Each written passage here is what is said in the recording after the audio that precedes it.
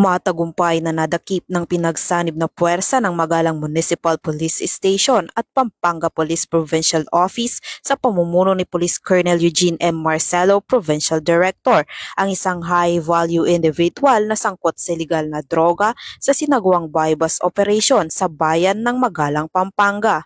Dakong alas 7 ng gabi nang maaresto ang suspect na si alias Dindo, 38 anyos, may asawa, walang trabaho at residente ng San Isidro Resettlement, Magalang, Pampanga. Nakumpiska mula sa suspect ang tinatayang 55 gramo ng hinihinalang shabu na may standard drug price na aabot sa 374,000 pesos. Ang nasamsam na droga ay tinuturing na malaking dagok laban sa operasyon ng mga lokal na sindikato ng ilegal na droga. Kasalukuyan ng nasa kustodiya ng Magalang MPS ang suspect at ang lahat ng ebidensya para sa tamang dokumentasyon at pagsasampa ng kaso sa ilalim ng Sections 5 at 11, Article 2 ng Republic Act 9165 o ang Comprehensive Dangerous Drugs Act of 2002.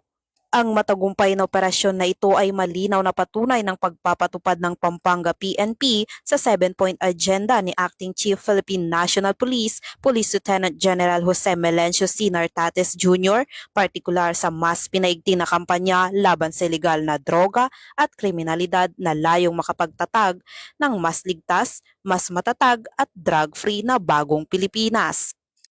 Mula dito sa Gitnang Luzon, ako ang inyong PNN Correspondent, Patrolwoman Gili Advincula Peña, alagad ng batas, tagataguyod ng Balitang Pulis.